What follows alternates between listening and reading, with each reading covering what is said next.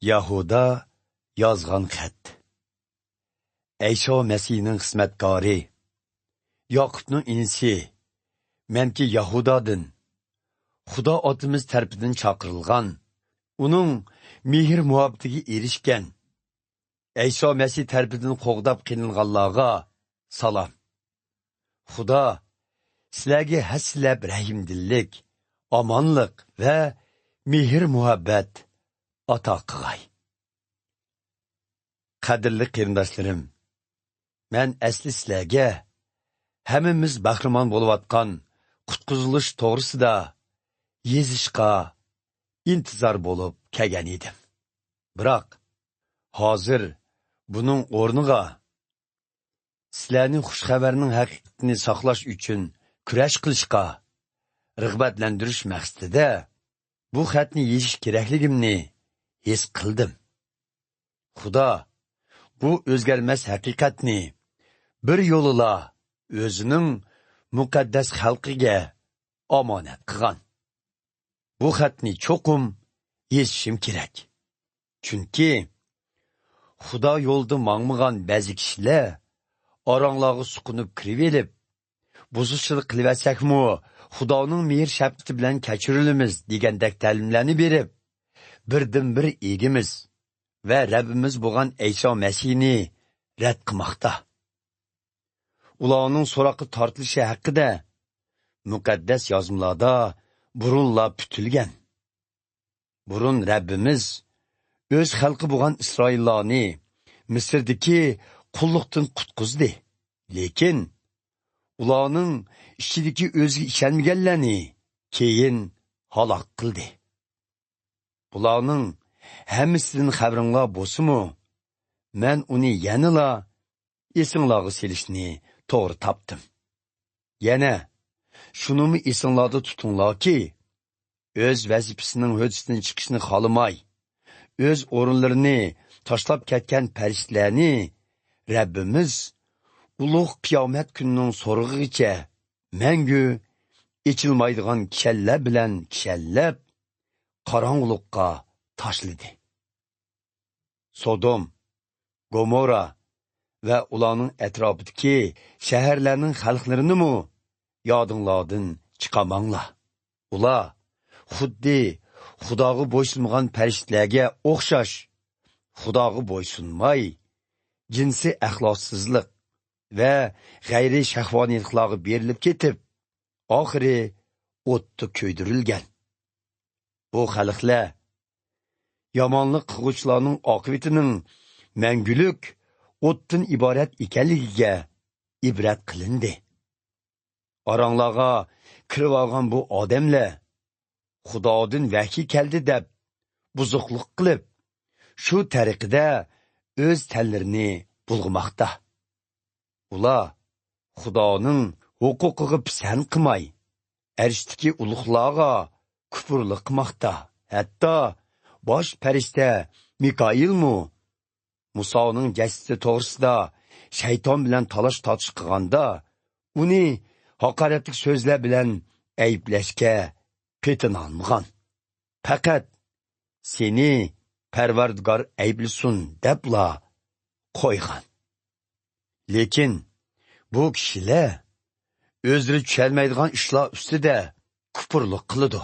Ular aqlsiz hayvonlardek o'z tabiatining inkosi bo'yicha yashab, shu orqali o'zlarini halok qiladi. Bularning holiga voy. Chunki ular o'z inisini o'ltirgan Qobilning yo'li bilan mangdi. Pul tepish uchun Bilamga o'xshash har qandoq yomon ishni qildi. Korah Xudoga qarshi isyon ko'tarib halok bo'lgandek, ularmi oxir halok bo'ladi. Do'stona ziyofatlaringlarda tortinmay, sizlar bilan Rabbimizning dasturxoniga daxil bo'lgan bu kishilar sizlarga dog' keltirdi. Ular o'z nafsini o'ylab, shamol haydigan yomg'irsiz bulutlardek bo'lib, butunlay qurib ketib, yiltizdan qo'mirib tashlangan kash kuzning mevsiz daraxtlarga o'xshaydi. Xuddi dengizning dahshatli to'lqinlari maynatchilikni qirg'oq urib chiqargandek, ular o'z buzuqchiligining chovisini chitqa yoyidi. Ular xuddi eqib tushgan yulduzlarga o'xshash bo'lib, mangulik hozirlab qo'yilgan qop-qorong'ulikqa yuzlanadi. Odam otining 7-avlodi bo'lgan Hanuh bu kishilar to'g'risida mundoq deb oldin aytgan. Qaranglar, Rabbimiz tuman minglagan muqaddas farishlari bilan kelmoqda. U butkul insonlarni so'roq qilib, uning yo'lida mangmagan har bir insonning Xudoga qarshi oldi qilgan yomonliklari, shundoqla bu gunohkorlarning Rabbimizga qarshi qilgan barliq kufrliklari tufaylidan ularni jazolaydi. Bu kishilar hamon g'o'tildab, og'rinib yuridi. O'z havaslarining kayniga kirdi. Maqtinib so'zlaydi. O'z manfaati uchun boshqalarga xushomadchilik qiladi. Qadrli qarindoshlarim, sizlar Rabbimiz Iso Masihning elchilarining oldin aytgan so'zlarini esinglarda tutinglar. Ular sizlarga oxir zamonda gunohga patgan havaslarining kayniga kirib, Xudoni mazoq qildiganlar chiqdi degan edi. Ular oranglarga bo'lgunchilik soladigan, o'z tabiati tarbidan idora qilingan, qalbida muqaddas ruh bo'lmagan kishilardir.